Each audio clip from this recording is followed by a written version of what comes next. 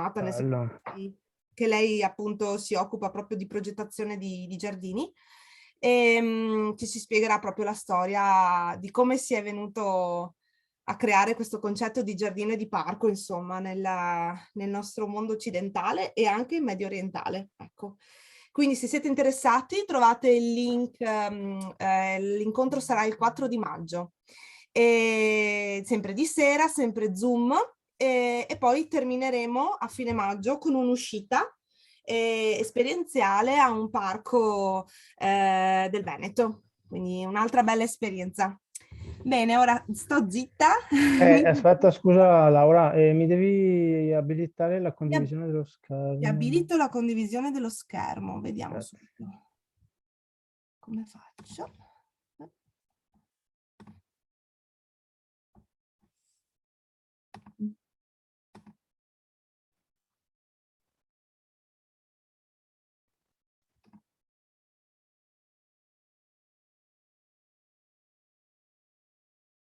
Mm.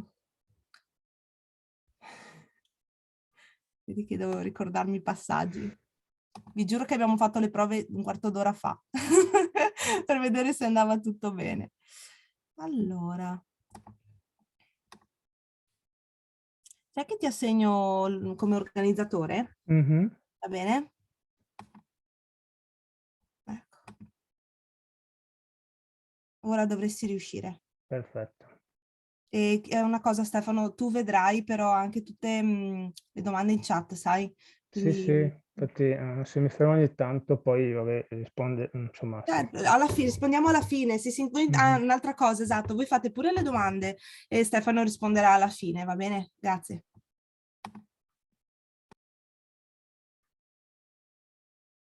Va bene, la vedi bene? No. Devi fare esatto.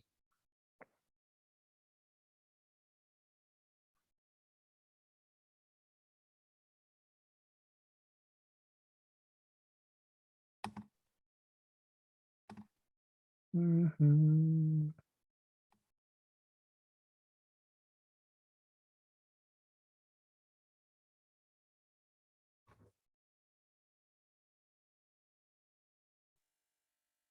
Non la trovo più. Prova a uscire, prova un attimo a uscire da questa finestra. Devi premere i tre. Mhm, sì, sì, ma non c'è più, non No, no, compare in più. basso. No, no, no, no, no, no, no. Quegli altri, quelli lungo la stringa grigia. Ah, aspetta, scusa, sì che c'ho. Ok, sorry. Esatto. Ecco qua. Sì. Bene. Ok, allora, buonasera a tutti, benvenuti a questa seconda serata. Questa sera appunto ci concentreremo un po' di più sull'aspetto proprio naturalistico. Le prime slide appunto vi presenterò brevemente i vari tipi di ambienti che possiamo trovare sui colli, che poi ovviamente rivedremo bene dal vivo, insomma, durante l'escursione. E invece nella seconda parte ho messo una ventina, credo siano un po' di più, di piante, le più comuni. In realtà ce ne sono molte altre, ce ne sono almeno, diciamo, si sta perdendo sempre di più la conoscenza di queste piante, ma almeno sono una settantina le piante che si possono mangiare e che si trovano sui colli euganei.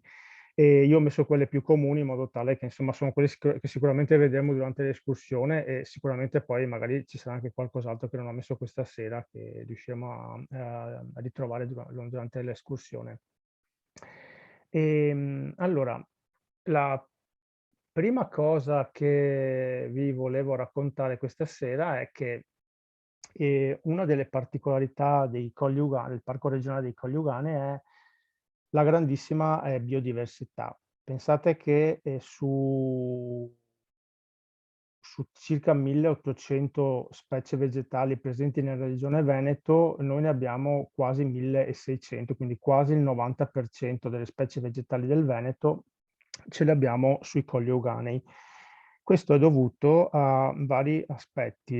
Il primo aspetto è diciamo, la presenza di rocce di tipo diverso, che magari questa cosa la vedremo meglio durante l'escursione, che sono appunto rocce sedimentarie e rocce vulcaniche, quindi un substrato con caratteristiche chimico-fisiche diverso.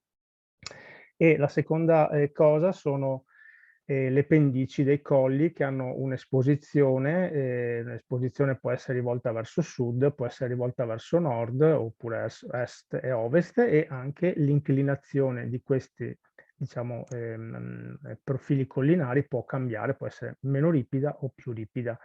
Questo permette una grandissima, la presenza di un sacco di ambienti di tipo diverso, che fondamentalmente sono 4 o 5, però ovviamente sfumano poi uno nell'altro. E io ve li ho portati proprio brevemente nelle prossime slide, che sono queste che vedete. Allora, uno degli ambienti più belli e insomma forse anche il più presente all'interno dei Colli Euganei è il bosco di castagno. Il bosco di castagno occupa circa il 60% della porzione bosco, diciamo, dei Colli Euganei. È un bosco, come potete vedere, molto fitto, in genere gli alberi sono molto fitti uno agli altri. La specie prevalente ovviamente è il castagno, ma diciamo che convive con altri alberi, arbusti e anche piante erbacee. Il bosco di castagno in genere è un bosco molto scuro se lo si percorre durante l'estate, quindi quando le piante hanno le foglie, e in genere si trova esclusivamente nella porzione vulcanica dei Colli Euganei, quindi solo substrato vulcanico. In genere diciamo che predilige un ambiente con esposizione verso nord, quindi un substrato un po' più umido, un po' più fresco, un po' più ricco di sostanza organica. Poi magari di altre piante che si possono trovare in questo tipo di ambiente ne parleremo durante l'escursione. Il secondo tipo di ambiente invece è il bosco di roverella, insomma si chiama in questo modo, in realtà poi insomma il bosco è un po' misto, ed è il bosco che in genere si trova nelle esposizioni verso sud, quindi immaginatevi pendio collinare, esposizione verso sud, posso avere il sole dalla mattina alla sera, e quindi sono posizioni molto più assolate, molto meno ricche di sostanza organica. In questo caso i boschi sono leggermente meno fitti, cioè ci sono meno individui, sono un po' più, gli alberi sono un po' più radi uno rispetto all'altro, e nel bosco di Roverella c'è un ricco sottobosco fatto di arbusti e anche di piante erbacee. E questo lo vedremo anche girando attorno al Monte Fasolo, perché insomma nella parte a sud poco, ma insomma qualcosa è rimasto. Il terzo tipo di ambiente è un ambiente, io ho scritto bosco di robina perché scrivere bosco degradato mi pareva un po' troppo, insomma comunque in genere prende questo nome, bosco di robina o degradato. E la robina, voi sapete tutti, poi la rivedremo perché è anche una delle piante che ho messo nelle slide. È una pianta che è stata importata dall'America all'inizio del 1600, come pianta da giardino, come pianta da bellezza, insomma, e poi è sfuggita. Probabilmente i veneziani la piantavano nelle loro ville, dalle ville, siccome è una pianta che produce un sacco di semi, è sfuggita e adesso si dice si è naturalizzata, quindi ha occupato una parte dei boschi, diciamo, originari degli Colli Euganei, si sono trasformati in robinieti. In genere la robinia, diciamo, fa coppia con il sambuco, che anche questo poi vedremo velocemente forse alla fine, e con il rovo, che sarebbero in dialetto veneto, e russe, ok? Quindi quelle che fanno le more di rovo. In genere questi insomma, vivono abbastanza insieme queste tre tipi di piante. Poi abbiamo forse l'ambiente più bello, questo abbiamo un'escursione proprio alla fine di aprile, pare di ricordare, dove andremo proprio a camminare in mezzo ai vegri. Sono queste zone prative, i prati aridi appunto chiamati anche vegri, sono degli ex pascoli, una buona porzione dei Colli Euganei, anche quella che oggi è bosco, nel passato era un prato perché appunto ci si pascolava gli animali. Adesso ormai la pastorizia, insomma l'allevamento al sottobrado di animali sui Colli Euganei praticamente si è estinto, e una porzione di questi vegri si sono trasformati già in boschi, e i pochi superstiti lentamente, se non vengono fatti gli interventi, lo faranno tra poco. Su questi prati aridi troviamo tantissime specie vegetali, soprattutto erbacee, perché appunto non ci sono, almeno insomma nei veri originali non ci sono piante arboree, e tra le quali appunto le più importanti sono forse le orchidee, molte orchidee dei Colli Euganei, orchidee terrestri, quindi le troveremo su un ambiente di questo tipo e probabilmente durante l'escursione qualcuna la rivedremo ancora, perché alcune sono già sfiorite, ma avremo quelle di aprile e maggio, insomma, quindi qualcosa vedremo ancora. E poi diciamo che è una delle caratteristiche particolari del Parco Regionale dei Colli Euganei è quello di essere fortemente antropizzato. All'interno dei circa 20.000 ettari di superficie ci sono 14 paesi più o meno grandi, insomma. Ovviamente, insomma, una buona parte del suolo dei Colli Euganei è, come potete vedere, insomma, coltivata. Coltivazioni principali sono la vite e l'ulivo.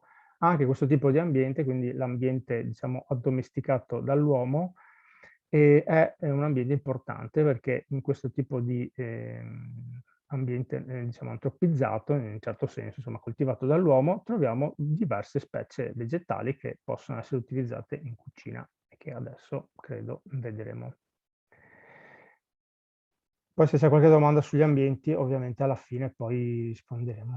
Allora, questa è la prima pianta che vi presento ed è forse anche la prima pianta che, diciamo, alla fine dell'inverno si presenta e si può quindi raccogliere. Le piante ve le presento in questo modo, con alcune immagini, insomma, un po' rappresentative di quello che volevo, le cose principali della pianta e poi di questa specie di piccola scheda, diciamo, che unisce un po' la parte scientifica con il nome scientifico che vedete qua su questa prima riga. Sapete che tutte le piante hanno un nome scientifico composto di 2 parole e sono scritte in latino perché questo tipo di denominazione è stata data da Linneo, questa L che vedete, che nel Settecento, alla metà del Settecento, ha riclassificato con questo suo nuovo sistema di classificazione tutte le piante che erano allora conosciute e quindi ecco qua abbiamo il primo nome, questo qui Allium sarebbe il nome del genere, sarebbe come dico ai bambini quando li porto all'orto botanico, sarebbe il nostro cognome, ok? Quindi più persone della nostra famiglia hanno lo stesso cognome, ma solo io, insomma, solo ognuno di voi ha un nome proprio che è il nome della specie, che è questa seconda parola qua, Ursinum, ok? Poi ovviamente siccome l'ha riclassificata Linneo, vedete la L punto, che sarebbe appunto questo botanico. Poi c'è la famiglia, ok, questo vediamo insomma vari nomi, il nome comune e anche il nome dialettale. Non so se tutti i partecipanti sono locali, qua, insomma, delle zone vicinanze dei Colli Euganei o Veneti, o c'è anche qualcuno all'esterno, quindi ecco, vi dirò il nome dialettale di questa pianta che appunto come viene chiamata qua da noi sui Colli Euganei. Poi vedete vi ho descritto anche l'habitat dove si può trovare, appunto abbiamo visto che ce ne sono di diversi tipi, quindi insomma qua può aiutarvi. Quali sono le parti utilizzate di questa pianta, come si utilizza e l'epoca di raccolta. Poi magari vi racconto adesso brevemente qualche ricetta, qualche aneddoto su questa pianta, poi magari darò del materiale da pubblicare a Laura, insomma, quindi magari lo troverete tra poco, insomma, non proprio immediatamente, insomma, e quindi lo potete poi leggere. Poi alla fine vi farò vedere anche un paio di testi molto simpatici che eventualmente potete usufruire se volete andare anche in autonomia a ricercare queste piante. Ecco, vi ricordo, come ho detto anche l'altra volta, spero di essere stato abbastanza chiaro, che queste sono piante, il parco regionale, i Colli Euganei sono un parco regionale, quindi chi non è abitante sui Colli Euganei avrebbe bisogno di un permesso, di un'autorizzazione per raccogliere queste piante. Ecco, quindi attenzione perché ci sono delle guardie che girano a fare questi controlli. Ecco, non vi voglio spaventare, però insomma sappiatelo. E poi forse che poi mi dimentico, è meglio che lo dico subito, io vi racconto anche magari degli utilizzi medici di queste piante, però appunto io non sono un medico, quindi se per caso vi viene voglia di utilizzare queste piante per le cose che vi dico, naturalmente dovete sempre avere l'approvazione del vostro medico. Ecco, volevo essere chiaro su questa cosa. Allora, ecco, l'aglio orsino, come vedete, è una liliacea, quindi adesso si chiamano amarillidacee, e ha un piccolo bulbo sotterraneo a forma di dente, vedete, leggermente allungato biancastro, con diciamo, con degli strati esterni un po' più scuri, e in primavera, già a gennaio, febbraio, i primi di febbraio, emette dal terreno queste 2 foglie a forma lanceolata, possono essere lunghe anche circa 20 centimetri, di un verde molto brillante e che hanno una caratteristica fondamentale, appunto dal nome, che emanano un forte odore di aglio, quindi se le calpestate, basta, o se le sfiorate anche con le mani, sentirete che appunto questa sostanza aromatica viene proprio sprigionata nell'aria. Dall'interno di queste 2 foglie, tra poco, insomma adesso la pianta è ancora nella porzione solo vegetativa, verrà emesso questo stelo, diciamo, questo fusto, sul quale c'è un'infiorescenza, si chiama ad ombrella, vedete ci sono tanti piccoli fiorellini, possono essere anche 20, e tutti collegati con un piccolo picciolo a questo asse centrale, a questo fusto centrale. I fiori sono molto belli, non so se li vedremo fioriti perché forse il 16 aprile è un po' prestino, e soprattutto questa pianta occupa, soprattutto vedete, boschi di altifoglie versanti nord, quindi nel Castagneto, in questo periodo sono pieni, proprio c'è un prato di aglio orsino in alcuni posti. E questi fiori quando fioriscono sembrano proprio un ricamo, sono bellissimi perché sono molto delicati, bianchi, ce ne sono tantissimi, quindi tutto il sottobosco si vede ricamato da questi bellissimi fiori. Cosa si può fare con questa pianta? Allora, si possono fare un sacco di cose.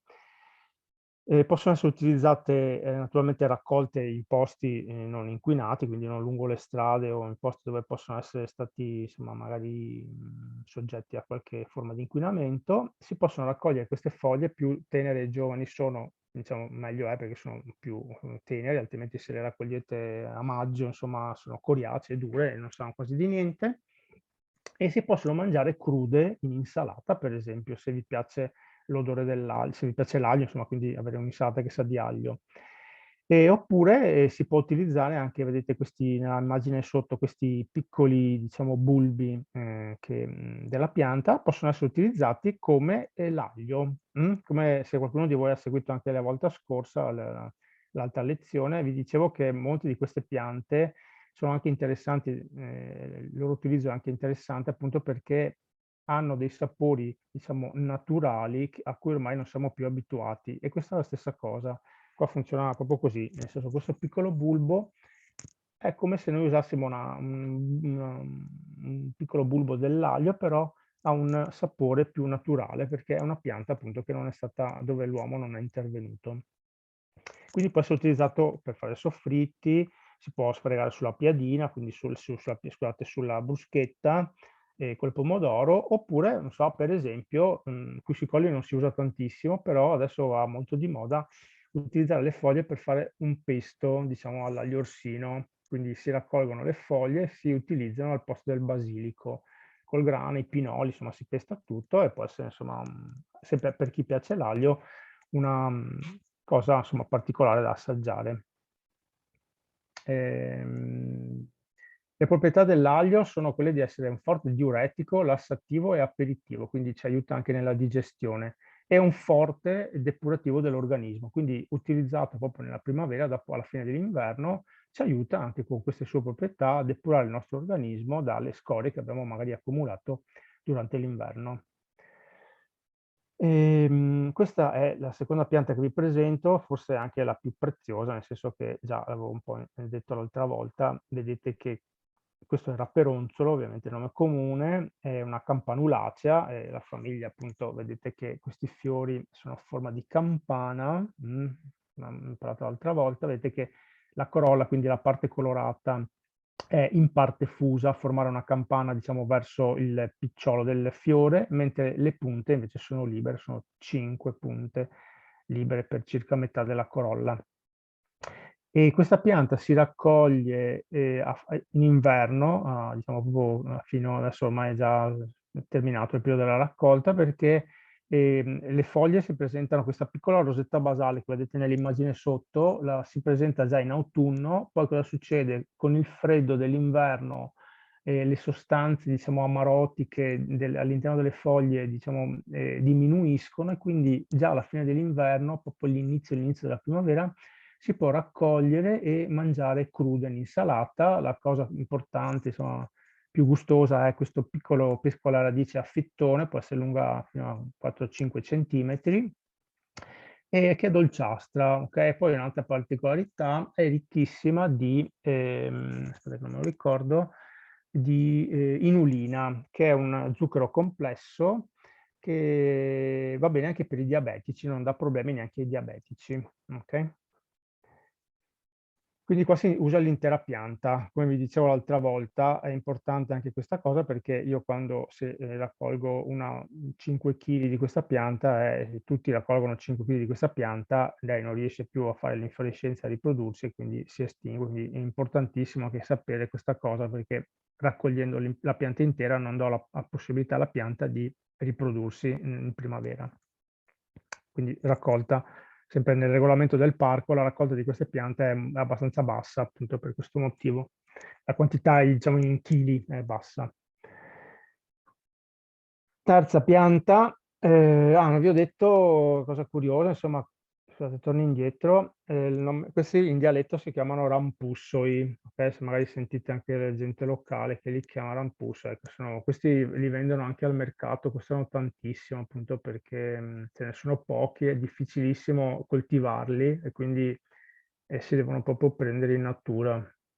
Questi vivono potremmo trovarli anche sui Vegri che andremo a vedere, sicuramente sul Monte Fasolo ci sono, perché amano i campi soleggiati, la roccia sedimentaria, quindi appena rotta, insomma non coltivata, ecco, insomma in ambienti abbastanza difficili. Ok, qui abbiamo il silene, il nome scientifico appunto Silene vulgaris, questa è una cariofillacea, fa parte della famiglia delle cariofillacee, e sono i famosi carletti, questi insomma per chi abita in questa zona insomma li dovrebbe conoscere, sono abbastanza famosi, si raccolgono in primavera, in questo periodo, i giovani getti, vedete questi getti che vedete nell'immagine inferiore, hanno delle foglie verde, diciamo con una specie di verde grigio un po' particolare, sono liscissime, non hanno peluria e hanno, diciamo, il sapore è abbastanza dolce, quindi vanno molto bene anche da soli, si possono utilizzare magari per fare un risotto, una frittata anche in purezza da soli, oppure in genere qua nei nostri colli, nelle nostre zone, le mie zone, vengono messi assieme al luppolo che vedremo dopo, insomma, che è un germoglio che è un po' più amarotico, quindi insomma un risotto buonissimo con questo gusto un po', diciamo, amaro, un po' dolce che danno queste due piante. Se non le raccogliamo, poi diciamo tra un paio di mesi, mese e mezzo, insomma, vanno in fiore, fanno questo stelo con delle piccole foglie che si vedono, insomma, qua, più piccoli rispetto a quelle della rosetta basale, eccole qua, e con questi fiori, queste infiorescenze lasse, queste diciamo, spighe lasse, di fiori bianchi che si chiamano appunto gli schioppettini, perché quando il fiore è maturo, questo calice, che vedete questa parte verde che si lignifica, diventa una specie di piccolo otre, quindi se voi lo schiacciate con le dita scoppia. Ecco, curioso che fanno di solito i bambini.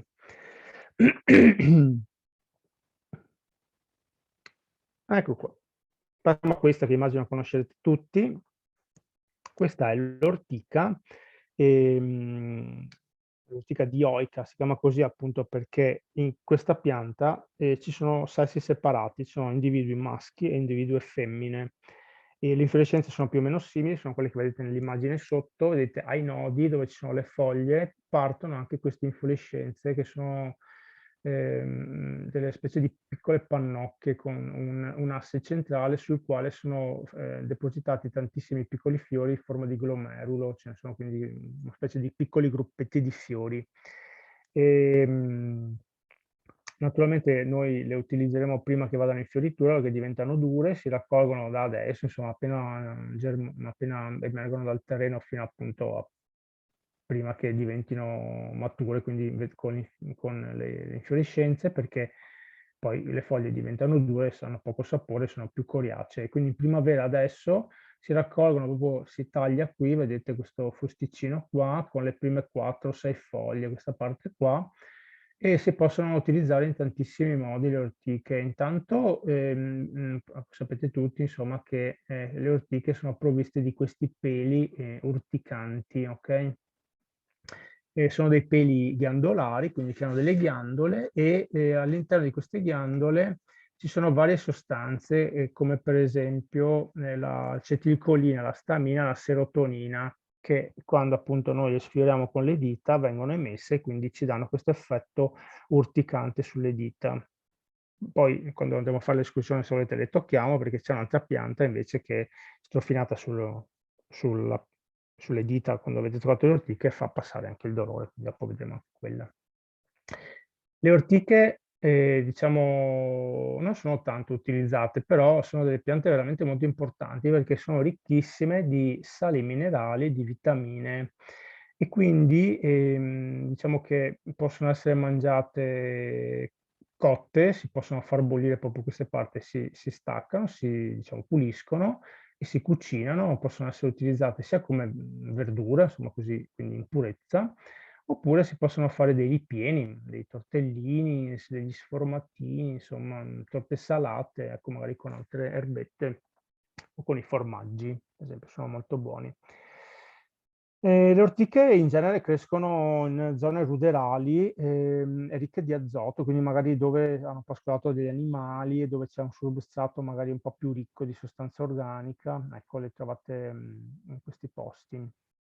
E una volta erano molto utilizzate più che per l'alimentazione umana, per quell'animale, perché diciamo che i contadini in questo periodo, quando nascevano i pulcini o le anatre, insomma, per rafforzarli, per farli fare in modo che superassero magari il primo periodo un po' più freddo, e cucinavano questi germogli di ortica per i pulcini e poi diciamo, facevano una specie di pastone con del mais tritato finemente e diciamo questa era una specie di integratore che davano a questi piccoli animali per farli diventare più robusti, insomma per farli crescere più in fretta.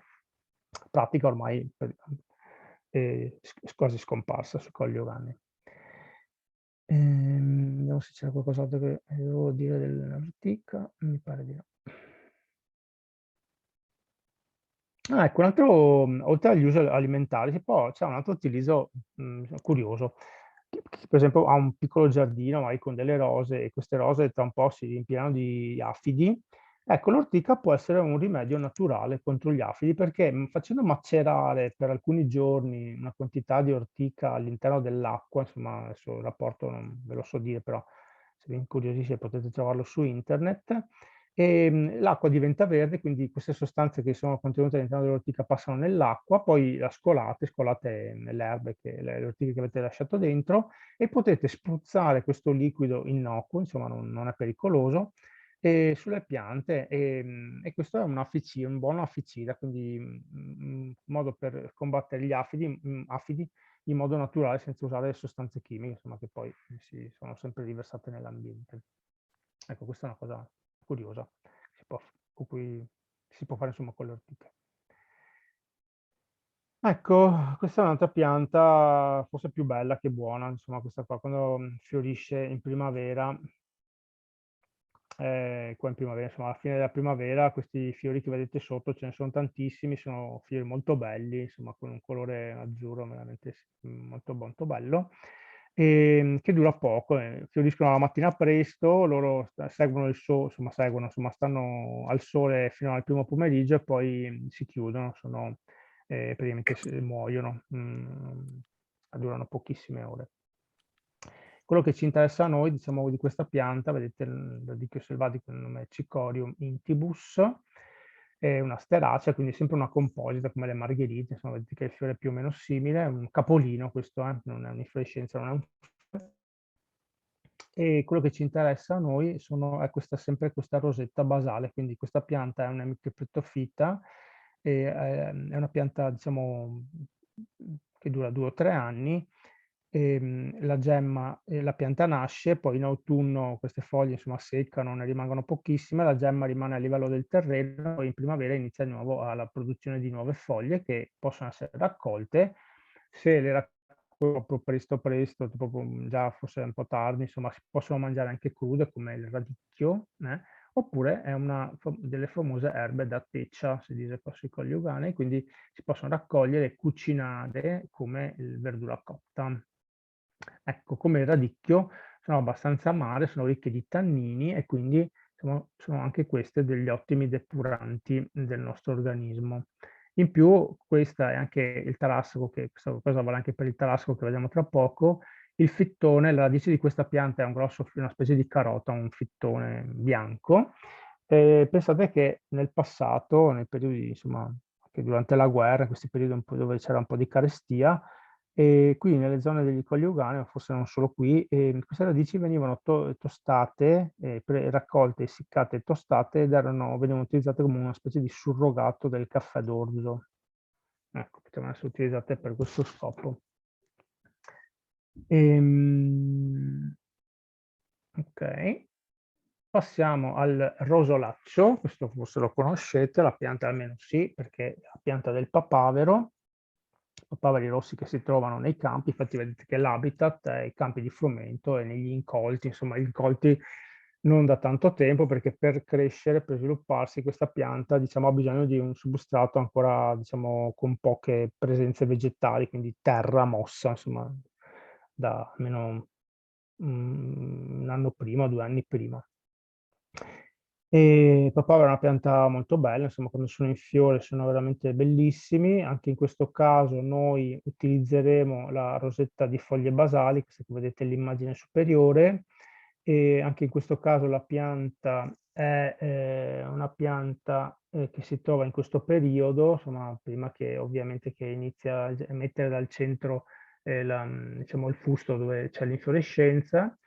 E, si può cucinare, in genere viene mangiata cotta, perché sì, insomma, cruda bisogna raccoglierla proprio prestissimo, proprio a gennaio, febbraio, appena emerge dal terreno, altrimenti si trova, si raccoglie, insomma, si cucina, e anche in questo caso se ne possono fare tutti gli usi, tipo può essere utilizzata come verdura così in purezza, oppure come ripieni, sformatini, assieme ad altre erbe, insomma, vari utilizzi.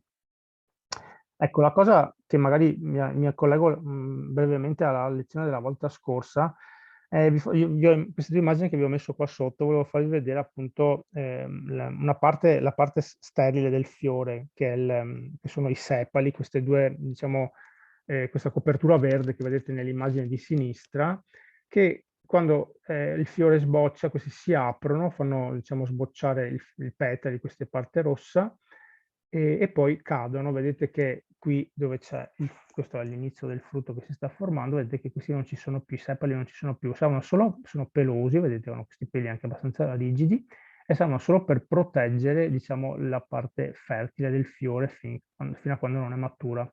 Quando il fiore, diciamo, sboccia, questi cadono, quindi non servono più a nulla, cadono per terra. Il papavero, oltre ad essere utilizzato come verdura, si possono fare altri utilizzi da questo frutto, che è una capsula, che è chiusa da questa specie di coperchietto sopra, che è lo stigma. A maturità lo stigma si apre e fuoriescono tantissimi piccoli semi che avrete sicuramente visto o utilizzato. E possono essere utilizzati anche, sono buoni, magari non so, li avrete mangiati sicuramente nel pane oppure nei gnocchi, si usa i semi di papavero, ma possono essere utilizzati anche come antidolorifico, per esempio, perché sia i petali e questi semi hanno un potere antidolorifico. Già i romani lo sapevano, perché per curare il mal di denti i romani mettevano all'interno di un piccolo pezzettino di tessuto appunto i semi del papavero, poi li schiacciavano con i denti. Tutte le papaveracee, compresa questa, hanno un sacco di alcaloidi, che sono delle sostanze chimiche che sono contenute all'interno della pianta con poteri vari, insomma, sapete che c'è il papavero, quello da oppio, che contiene la morfina, che è il più potente antidolorifico che noi conosciamo, però per esempio questo papavero che abbiamo noi sui Colli Euganei contiene anche la codeina, che è una sostanza che si trova spesso nei farmaci per curare la tosse, per esempio. Okay? Ecco. E questo appunto il nome dialettale è eroso, sono buonissime, tra l'altro. Eccolo qua. Questo credo sia forse con l'asparago, quello più conosciuto e raccolto. Il Taraxacum officinale, il nome scientifico di questa pianta, Tarassaco dente di leone è chiamato, e il nome dialettale invece è Pissacani o Soffioni. Ok, Pissacani perché è una pianta, si crede che insomma questo nome derivi dal fatto che questa pianta è molto comune, in tutti i prati, anche nei giardini di casa, sicuramente ve lo trovate, insomma. E quindi si trova, cioè, in modo di dire, si trova come le pisciate dei cani, insomma, un po' ovunque, ecco, scusate questo termine, però, insomma. E di cosa utilizziamo di questa pianta? Utilizziamo, anche in questo caso, vedete, questa pianta raccolta con la radice, sempre questa radice fittonante, vi dicevo prima poteva essere utilizzata come surrogato del caffè se tostata. Noi utilizziamo, in genere viene tagliato un colletto qua tra la radice e il fusto e si utilizza le foglie. In genere questa vedete ormai non si può più utilizzare perché quando hanno i fiori è già passato il periodo, quindi si raccolgono le foglie solo nel momento in cui ancora non hanno neanche i boccioli fiorali qui, proprio vicino diciamo alla radice. Quando inizia a fare i fiori la pianta diventa molto amara e quindi insomma non si può più utilizzare. E anche in questo caso, se cucinati, diciamo, sono forti depurativi dell'organismo, addirittura forse sarebbe più depurativa l'acqua di cottura che non la pianta, quindi anche nel caso dell'ortica, se dovete cucinarla, non buttate, beh, in questo caso sì perché l'acqua diventa amarissima, ma nel caso dell'ortica magari non buttate via l'acqua, ma potete utilizzarla per esempio per fare il minestrone, oppure bevetela, insomma, perché è ricca di sali minerali che la pianta ha disperso nell'acqua durante la cottura, che non è neanche malaccio, insomma, quella dell'ortica, dai. Ecco, questo è tutto. Un'altra cosa che si può fare, qui da noi un po' meno, però sento che alcuni lo fanno, insomma, si possono utilizzare, vedete, i germogli dei fiori, questi qua che sono qua. Quando sono ancora ben chiusi e piccoli, si possono raccogliere, adesso non so bene quale sia il procedimento, però possono essere messi sotto sale come i capperi, possono essere mangiati come i capperi. Quindi, insomma, un'altra cosa curiosa, se non ha del tempo, insomma, può provare a farli. Poi abbiamo questa pianta qui, questa è poco conosciuta, però l'ho messa perché boh, è buona, io la mangio, insomma, è buonissima, ed è il farinaccio, il Chenopodium album, nome scientifico, che è praticamente degli spinaci, quindi se la mangiate vi sembra di mangiare la foglia di uno spinacio. Anche questa pianta non è proprio, adesso non è ancora nata, in genere la trovate anche questa come quella che abbiamo visto prima, il papavero nei coltivi, insomma, ama crescere in zone insomma, non inerbite, quindi dove c'è spazio dove poter crescere, oppure insomma, nelle zone ruderali, insomma, vicino alle vecchie abitazioni. Una pianta che può raggiungere anche un'altezza di 1,50 m, anche 1,70 m, quindi diventa molto alta, si raccoglie ovviamente appena dopo che è germogliata, quindi quando è molto piccola, vedete nell'immagine sotto, queste prime fogliettine che la pianta emette, e si può mangiare cruda, sa di spinacio, quindi si può mangiare nelle insalate cruda magari con l'aglio orsino e con qualcos'altro, oppure basta, si può cucinare, ma credo che questa pratica, insomma, anche perché per trovarla è un po' difficile, quindi ora che la cucinate, insomma, dovreste trovarne un sacco. Una particolarità di questa pianta, come vedete nell'immagine sotto, è che spesso può capitare che nella parte, diciamo, tra la foglia e il picciolo si tinga di colori che tendono al viola, quindi insomma anche un po', insomma, sicuramente è molto appariscente. E magari se la troveremo, insomma, la possiamo assaggiare, che è molto buona, questa qui anche cruda. Ecco, una caratteristica di questa pianta, anche che mi stavo dimenticando di dirvi, è che ha delle foglie che sembrano un po' sabbiose, okay? Quindi se le toccate sembra che insomma, ci siano della specie di polverina, sabbiolina sulla superficie. Questa è una delle cose appunto che permette di riconoscere anche questa pianta al tatto. Poi cosa abbiamo qua? La rucola selvatica.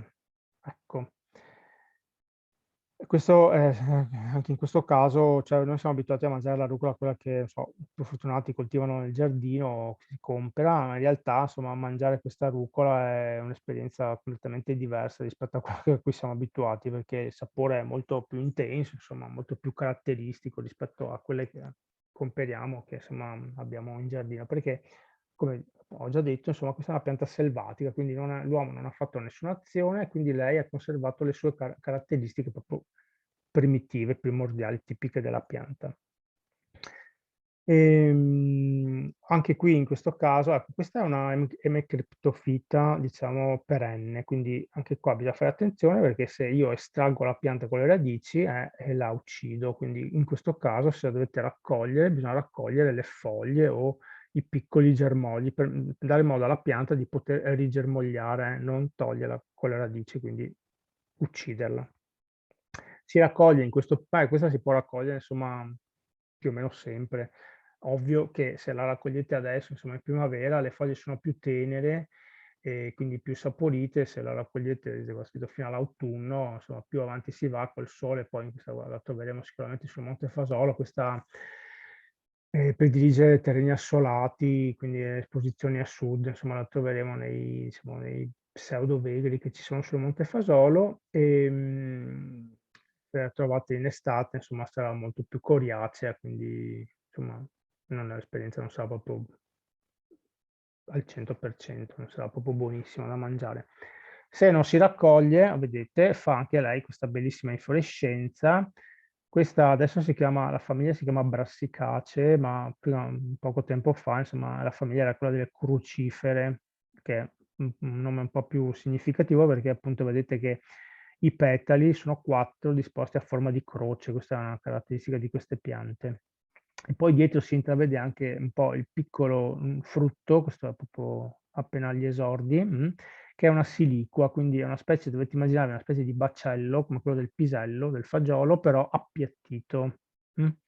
Quando poi, adesso non credo la vedremo, però magari forse qualcuno piccolino si riuscirà a trovare sul Monte Fasolo. Oh, ecco qua. Allora, vi ho messo anche questa perché volevo un po' farvi vedere, insomma, non è che si raccolgono tante piante sui collegani per le radici, insomma.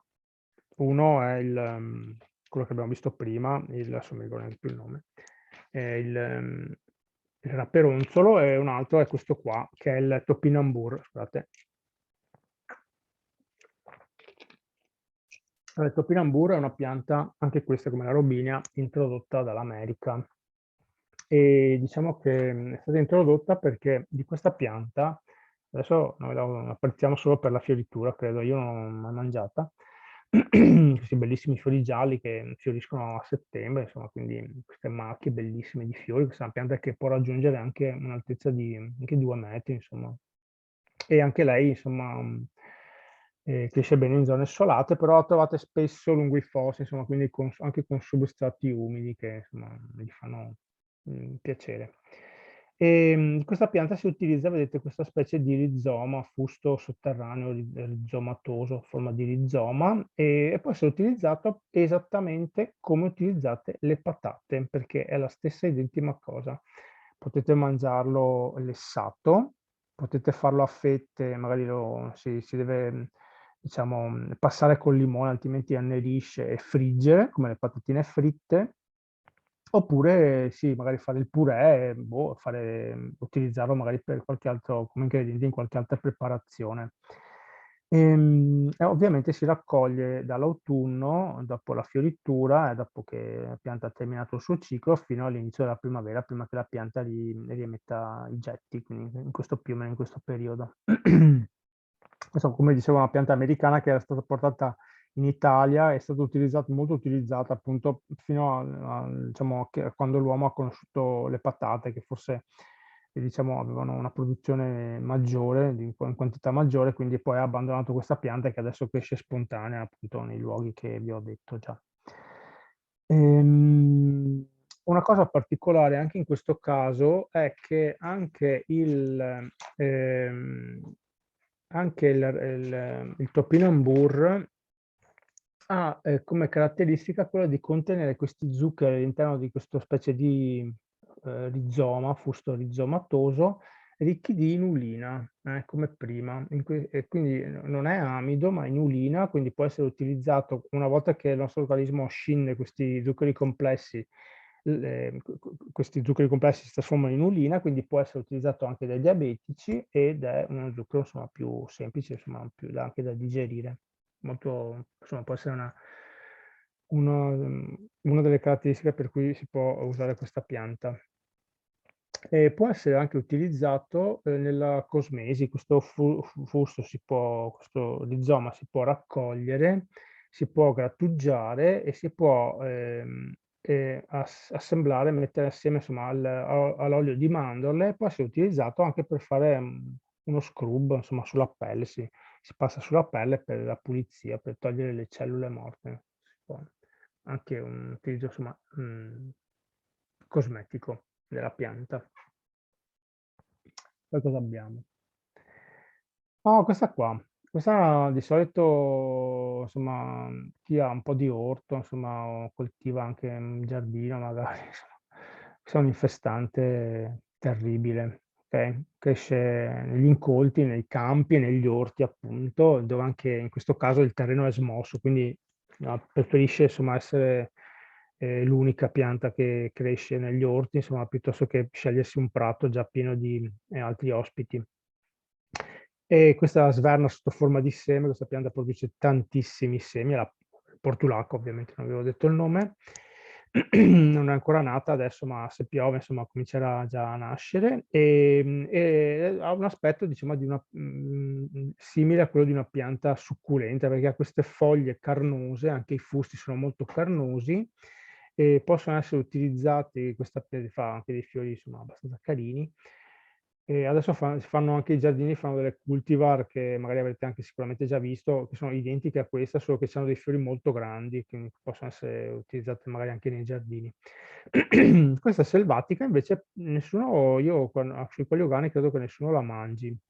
In realtà questa pianta, oltre ad essere buona, insomma, queste foglie carnose sono molto buone da mangiare, ha anche una proprietà importantissima, che è quella che all'interno dei fusti e delle foglie è ricchissima di omega 3, che in genere è una sostanza chimica che in genere si trova nel pesce, quindi va molto bene anche per i vegetariani questa qui, perché integrano questo elemento che in genere c'è solo nella carne, ecco. E appunto, ecco, importantissima per questo motivo, per gli omega 3. Può essere utilizzata per uso interno anche contro la dissenteria e le emorroidi, perché ha proprietà, diciamo, vasocostrittrici, quindi ecco, può avere anche questo utilizzo. Questo invece è, per esempio, un uso esterno che si può fare di questa pianta è quello contro le punture delle api. Come vi dicevo prima, magari state passeggiando, vi punge un'ape e si possono raccogliere queste foglioline, se la trovate, insomma, e si possono sfregare sulla puntura dell'ape. Sicuramente il dolore passerà, magari un fiore un po' meno, insomma, però non sentirete più questo fastidio della puntura. E questa si raccoglie ovviamente in estate perché essendo una pianta, diciamo, un po' carnosa, è proprio più tipica del periodo estivo. Questa, se la troviamo, ve la faccio assaggiare sicuramente perché è molto buona. Si può mangiare in insalata con un po' di aceto balsamico, buonissima. Poi passiamo questa è famosissima, perché c'è anche una canzoncina per i bambini, però magari non so, forse non la conoscete, la Pimpinella. E questa la troveremo lungo il percorso, perché anche questa ama i luoghi aridi, pietrosi, quindi proprio vedete, tra i coltivi e il bosco, dove ci sarà tutta la parte sedimentaria, questa sarà abbastanza abbondante.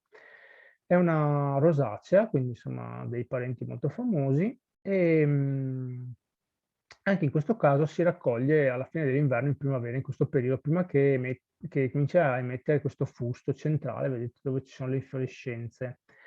E sa di cetriolo, quindi a chi piace il cetriolo, queste foglioline si mangiano in genere crude, non si usano cucinare, si usa cucinarle, e si raccolgono in primavera, si usano così nelle insalate verdi fresche, insomma, e sono leggermente di cetriolo. Ovviamente in primavera, poi se la mangiate in agosto saprà più che di cetriolo che di cartone, perché insomma sempre queste piante poi più prendono sole, più le foglie diventano coriacee e quindi immangiabili, insomma. Ecco. E vediamo le ultime piante, che sono in genere germogli, vi ho tenuti per la fine. Il primo è l'asparago selvatico. Questa pianta va molto di moda, si può trovare anche nei mercati, ormai la vendono, insomma, penso si possa anche coltivare, insomma, comunque, come vi dicevo prima, l'esperienza di assaggiarla proprio raccolta in natura, insomma, è un'esperienza da fare. L'asparago selvatico quindi è il germoglio, insomma, turione di una pianta che è l'asparago acutifolius, che vedete nell'immagine sotto, e col pungitopo che vedremo tra poco è una delle piante proprio più tipiche della macchia mediterranea, quindi insomma diciamo, un ambiente molto siccitoso, come il bosco della quercia, ma dove vivono proprio piante di tipo mediterraneo, come il leccio, come alcune querce sempreverdi e la marruca, insomma, poi le vedremo quando faremo l'escursione sul Monte Fasolo comunque.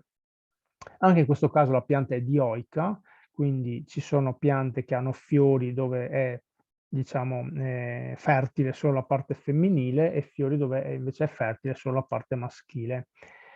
In alcune piante, infatti, vedete in autunno poi le palline, che sono il frutto è una bacca, tipo come quella del ginepro, che inizialmente è verde, poi matura e diventa scura, e in altre piante invece vedete che non hanno nessun tipo di frutto, quindi sono le piante maschili.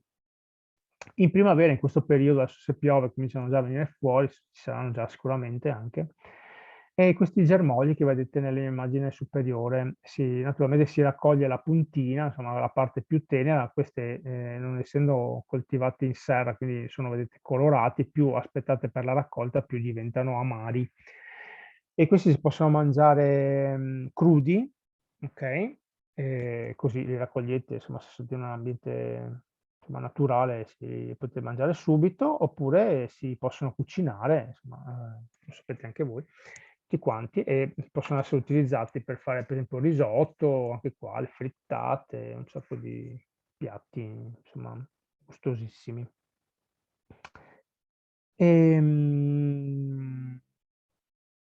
Ecco, dell'asparago vi posso dire un'altra cosa curiosa, vi sarà sicuramente capitato, che quando si mangiano gli asparagi, in genere, quando andate a fare la pipì ha un odore particolare, perché questa pianta, diciamo, contiene delle sostanze che durante la digestione vengono trasformate e viene rilasciata una sostanza chimica che si chiama metilcaptano, che ha proprio, diciamo, ha questo caratteristico odore, diciamo, un po' di zolfo, che è proprio tipico di questa pianta, diciamo, produrre durante la digestione.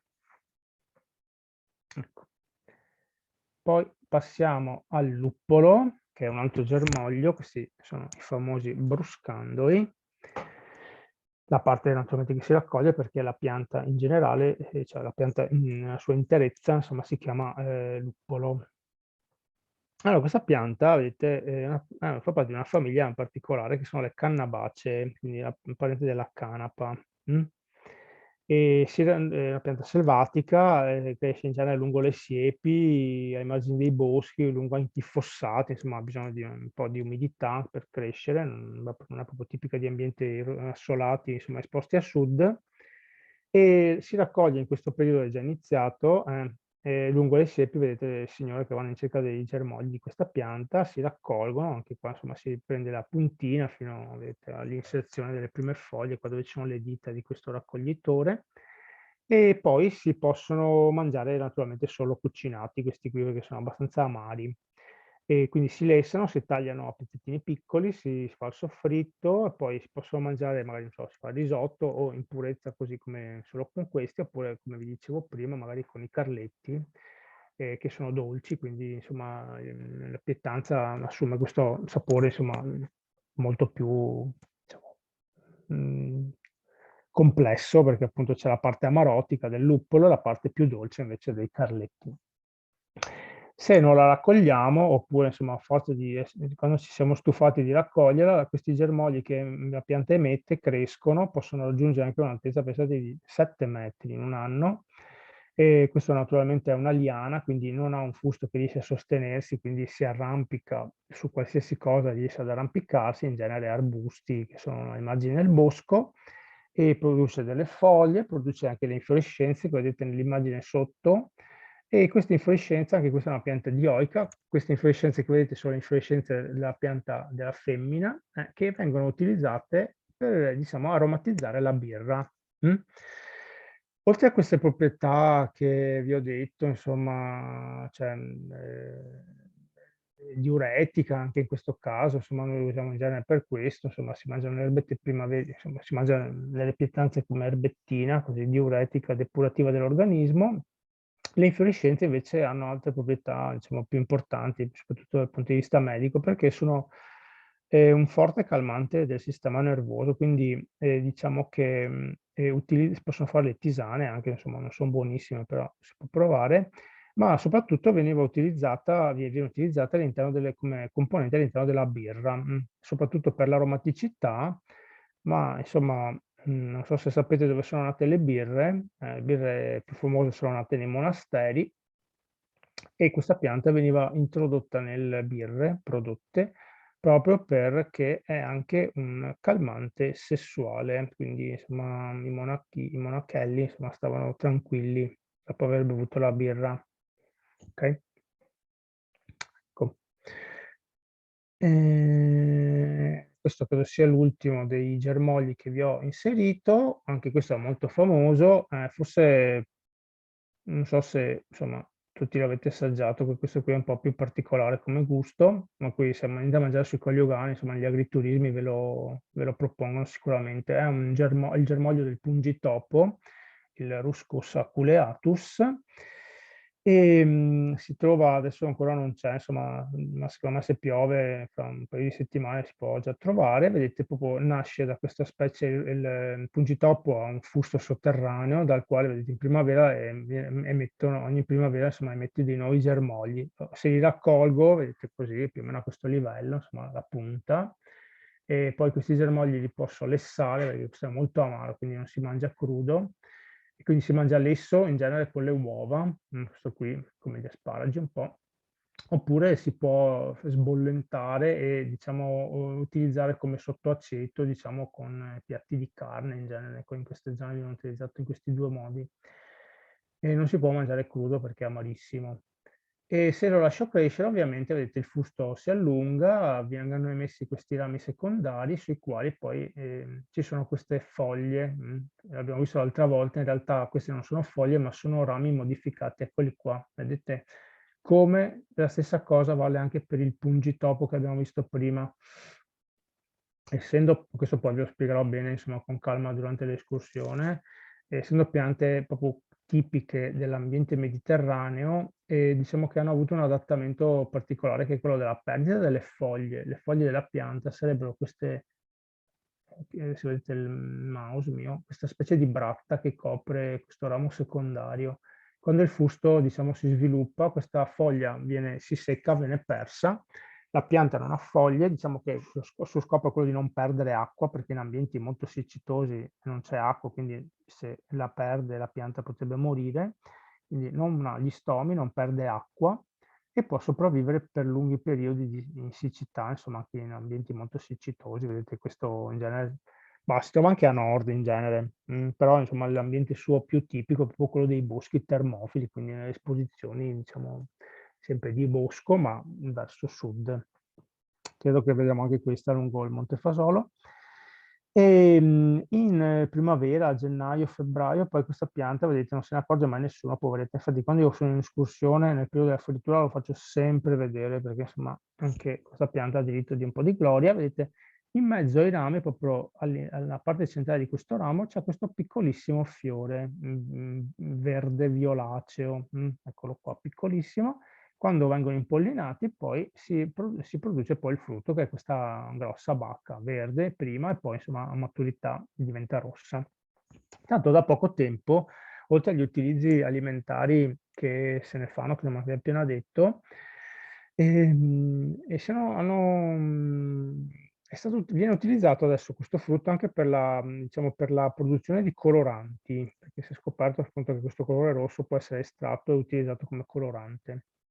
In più, oltre a questo utilizzo sempre, diciamo, alimentare che vi ho appena detto di questa pianta, In Francia questa pianta viene molto utilizzata come diciamo, nel post-operatorio, come diciamo, contiene delle sostanze che prevengono la formazione di coaguli di sangue, trombosi. Ecco, quindi diciamo, un principio attivo naturale utilizzato ancora oggi, insomma, in medicina. Questo soprattutto in Francia, qua da noi, sì, forse magari in qualche farmaco è presente, insomma, ma non così come l'utilizzo che se ne fa in Francia.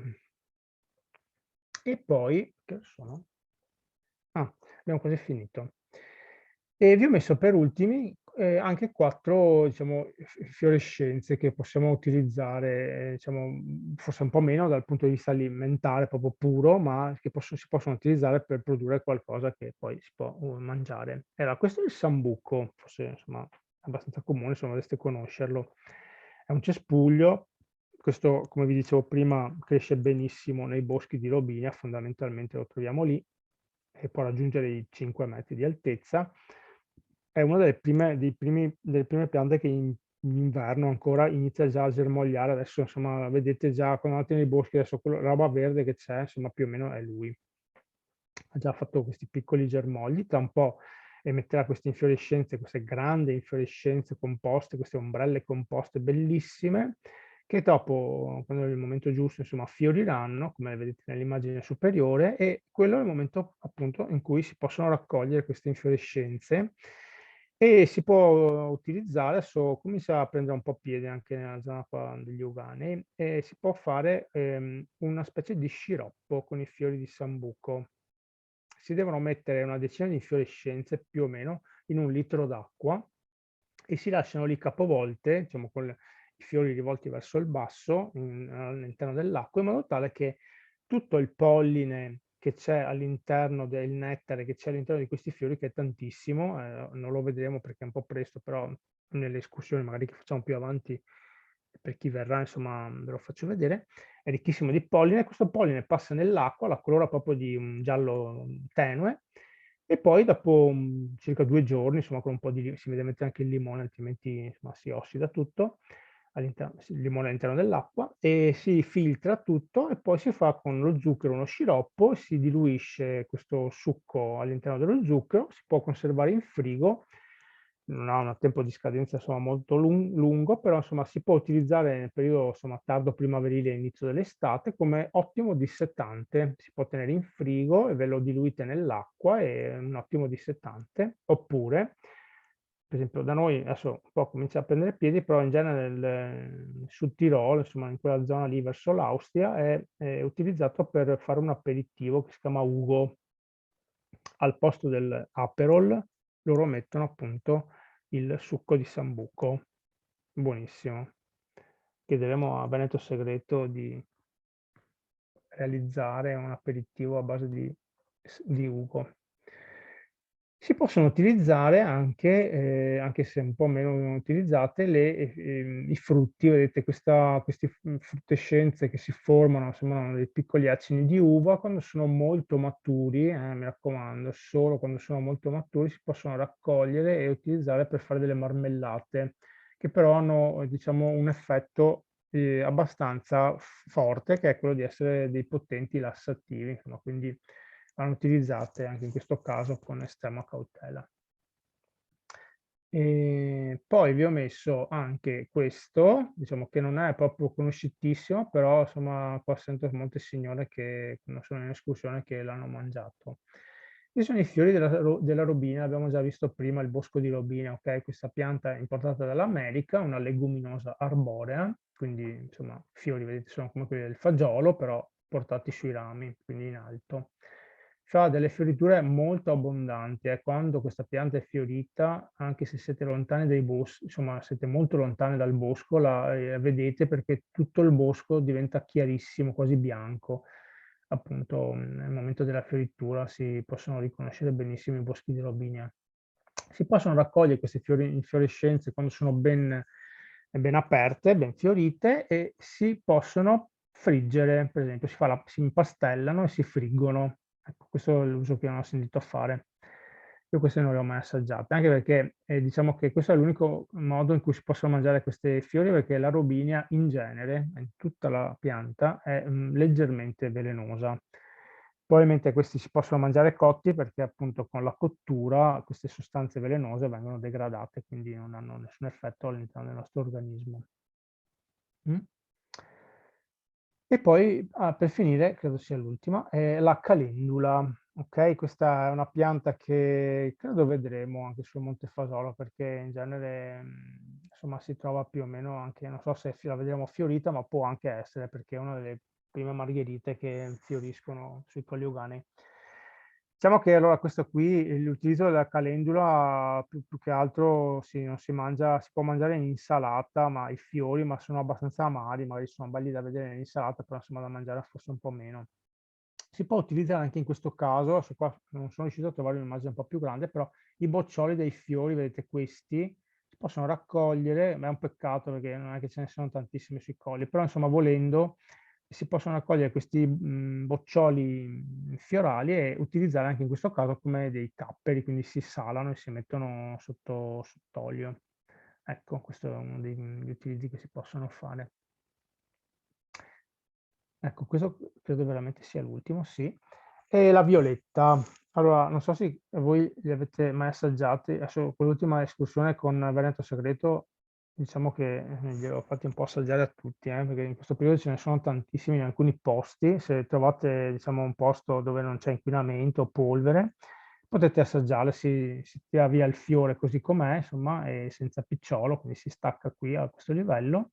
Si può mangiare crudo, e sa di violetta ovviamente. Questo è per esempio uno dei fiori eduli molto belli, se fate delle insalate, magari in questo periodo potete aggiungere dei fiori, insomma sono molto colorati, insomma, quindi rendono anche l'insalata molto allegra, oltre ad avere un sapore diciamo molto buono. Ci sono varie subspecie di violette, quella più nota è questa che vedete nell'immagine grande superiore, ma possiamo trovare anche di rosa, insomma di un lilla abbastanza più chiaro di questo, o anche bianche, come in questo caso qua sotto, non sono proprio cioè non sono proprio comunissime, però insomma si riescono a vedere abbastanza spesso, queste bianche sono molto belle.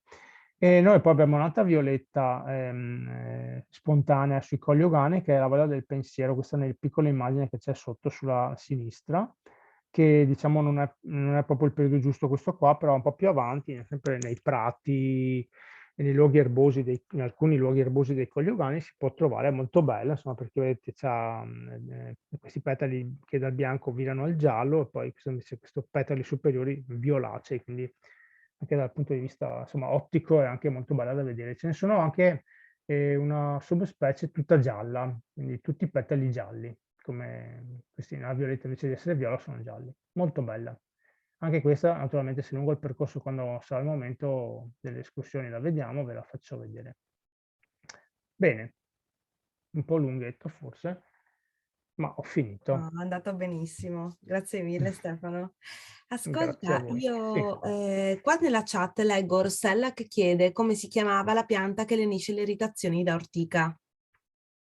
Ok, non ve l'ho detto. Allora, può essere quella che vi ho fatto vedere qua, che è una pianta edule, è la portulaca.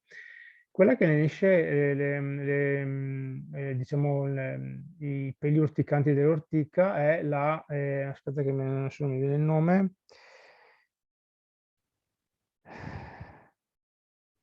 la, la Rumex acetosella, ok? Ha delle foglie abbastanza a forma di lancia, è quella che adesso io qua non ce l'ho, non l'avevo neanche messa, ma poi durante la discussione sicuramente ve la faccio vedere perché già c'è. Comunque se cercate Rumex su internet la trovate. Se si prendono queste foglie che sono abbastanza anche grandi, insomma, e diciamo, si sfregano un po' sulle mani e si può poi passare dove vi siete punti con l'ortica e vi passa subito questo senso di bruciore che crea appunto l'ortica con questi peli.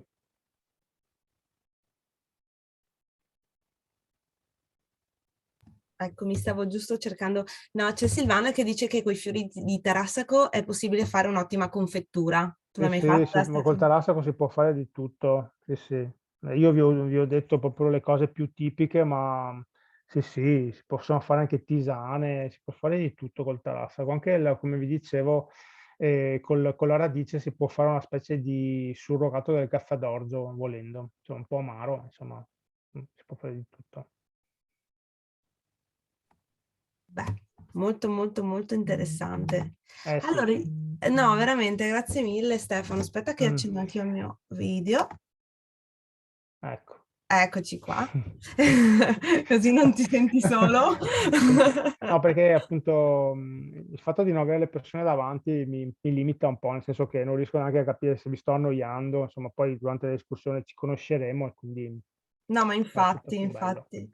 Allora, qua chiedono, aspetta, Katia chiede libri consigliati, immagino... Eccoli, brava. Eh, Allora, c'è un sito internet molto bello, insomma, se vi appassiona questa cosa, volete cercare le piante, è un po' cioè, nel senso che dovete sapere il nome scientifico per cercarle, però che si chiama Acta Plantarum. Ecco, questo diciamo è uno dei siti internet più importanti dove c'è proprio la sistematica, un po' come abbiamo fatto l'altra volta, e ci sono moltissime delle piante presenti in Italia, sono state classificate con tutte le cose che vi ho un po' in parte anche detto io, e poi ci sono delle immagini, quindi è molto bello da vedere. Un altro poi è questo qui, adesso voi lo vedete al contrario, si chiama Andar per erbe sui Colli Euganei, è stato realizzato da questa associazione che si chiama Il Basilisco, un'associazione che credo, insomma, non so se esiste ancora, ma è di Abano, e dove ci sono degli esperti botanici che hanno fatto un sacco di pubblicazioni, qua dietro ne ho almeno altre 4 o 5, insomma, sulle piante di Abano, insomma, un po' in genere dei colli. E qui, insomma, ecco, la scheda come ve l'ho proposta, l'ho presa proprio da questo libro qua, quindi, insomma, ci sono delle immagini, poi, insomma, tutte le informazioni che un po' vi ho dato anch'io nelle schede che vi ho presentato, insomma, solo penso che lo trovate anche in libreria da Feltrinelli, dovreste ancora trovarlo. Ecco. Poi, vabbè, insomma, ci sono tante pubblicazioni, vi faccio vedere, magari questa è un po' più, insomma, più complessa, che è questo libro qua, che è Colli Euganei, i luoghi della vita rurale, naturalmente è incentrato un po' anche sull'edilizia delle case, vecchie case dei Colli Euganei, insomma anche delle ville, e poi c'è tutta una parte anche sulle ricette di cucina, non solo sulle piante, insomma, e poi sulle coltivazioni. Ecco. Questo è molto bello, insomma, ci sono molte cose interessanti all'interno, anche dal punto di vista architettonico di molte case che sono sui colli, la storia di molte case che sono sui colli. E poi, come dicevamo l'altra volta, ci sono queste app che appunto l'escursione che abbiamo fatto domenica scorsa, e c'era un signore che ce le aveva e appunto confermava sempre tutte le piante che io gli dicevo, lui provava con l'app, insomma, e quindi insomma, funzionava bene perché erano tutte giuste quelle sei che stato aveva bravo. sì. Sì, sì, dicevo sempre dietro appunto perché credo, stai facendo apposta per vedere se ti sto dicendo delle stupidaggini? Fa no, no, per provare l'app. Bene. Ecco. Ascolta, l'ultima direi. Daniela dice, puoi dire qualcosa sulle recioine? È una mia curiosità perché me le hanno fatte vedere oggi. Recioine. Non so se l'ho detto Mm. giusto, ma penso di sì. Dipende perché i nomi cambiano tantissimo. Avete visto adesso, io non li ho letti tutti, ma addirittura ci sono piante che hanno 3 o 4 nomi solo all'interno dei Colli Euganei, quindi cioè, dovrei vedere l'immagine per capire che pianta è. Adesso io sinceramente con questo nome non la conosco, sicuramente sarà una rosetta di foglie che si mangerà cotta, sicuramente, insomma. Forse è quella che da noi si chiama Recce di Lievore, però se non vorrei sbagliarmi perché appunto non vedendola non saprei che pianta è. Comunque se questa signora viene in escursione, ecco, poi cerchiamo di capire che pianta è appunto controllando nei prati. Sì, esatto, se magari Daniela ha una fotografia, ha Sì, scattato una foto, magari Stefano può aiutarla. certo, sì, sì. No, comunque, come vi dicevo all'inizio, cioè, il fatto di raccogliere le piante, l'uomo è da millenni che lo fa e purtroppo col boom economico degli anni 60 ci siamo completamente staccati dalla parte naturale che abbiamo qui attorno ai Colli Euganei. Quindi questo sapere antico di riconoscere queste piante si sta veramente perdendo. Cioè, mia nonna, per esempio, era capace di venire a casa dopo un giro nei prati, insomma, dove abitava, con cesti pieni di erbe, ma di 20 tipi, 30 tipi diversi, che ormai, cioè, morta mia nonna, questa cosa non è passata, diciamo, come succedeva precedentemente ai miei genitori e poi a me, insomma, ecco. E quindi questo sapere si sta praticamente veramente perdendo. Ormai quelle che noi raccogliamo, mangiamo, anche negli agriturismi, sono pochissime rispetto a quelle che originariamente, cioè 70 anni fa, voglio dire, conoscevamo e utilizzavamo, eh. E questo è veramente un peccato perché, come avete visto, molte di queste piante, insomma, oltre, diciamo, a fare bene, diciamo, a mangiandole, possono avere anche delle sostanze chimiche che possono essere utilizzate anche per curare in modo naturale, insomma, e se il problema non è grave, ovviamente, e qualche nostra patologia. Ok? Bene, bene direi. Aspetta, scusate. Ah, no, ok. E niente, stavo leggendo un altro messaggio. Adesso cerchiamo di capire come fare per eventualmente proporre una seconda data per i Sì. soci. Però sì, è tutto in divenire anche per noi, quindi dobbiamo un attimo farci due calcoli, Ok. anche e soprattutto sulle date. E in Mm. ogni caso, per coloro i quali si fossero riusciti ad iscrivere, sarà l'escursione il 16 di aprile, sabato. E basta, direi, per quanto riguarda stasera, se non ci sono altre domande. Vi ricordo l'appuntamento online per i webinar su parchi e giardini. Anche quello penso che sarà molto molto interessante. E basta. Alla prossima a questo punto. Grazie mille Ok. Stefano, sai, Grazie a tutti voi. veramente. Scusate se vi ho annoiato. No, penso che siano rimasti tutti molto contenti, sai Sì, Stefano? poi dal vivo sono molto meglio, cioè nel senso sarà molto più Sono bello. molto meglio. Ah, ecco, sì, sì, non vi preoccupate, ci sarà, caricheremo nell'area riservata il video, assolutamente, come abbiamo già fatto col primo. Va bene? Dai, allora, grazie ancora e buonanotte a questo punto. Buonanotte a tutti, grazie a voi. Grazie, Grazie ciao. dell'attenzione. Ciao, ciao, Ciao, ciao. ciao. C'è un'altra domanda forse? Dopo te.